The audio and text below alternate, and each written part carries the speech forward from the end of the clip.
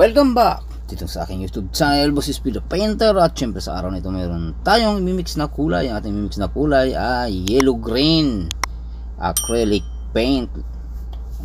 At syempre kung bago ka pa lamang dito sa aking YouTube channel, Boss Speed the Painter, at hindi mo pa subscribe ang ating channel, please do subscribe. At syempre ayan na po ang ating green at ang ating yellow.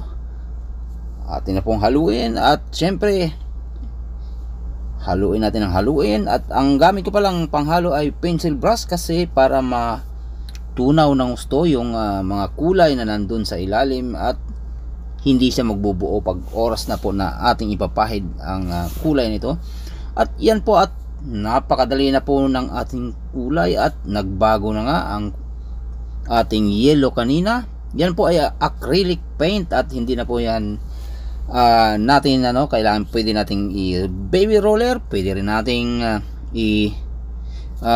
i-spray kung gusto nyong para mas maganda.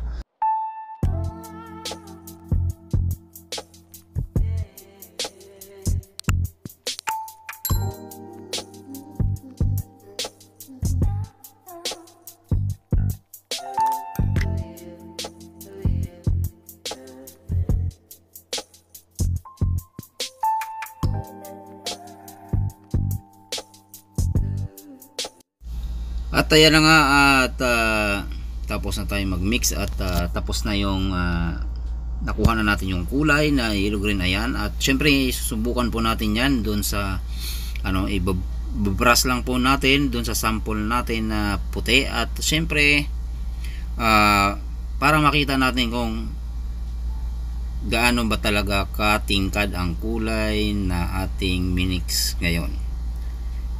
Ayan, sandali lang po at ito na nga, isasample na natin dito sa board na ito. Ayan, okay, ayan, at ayan na po ang ating sinample na natin dyan.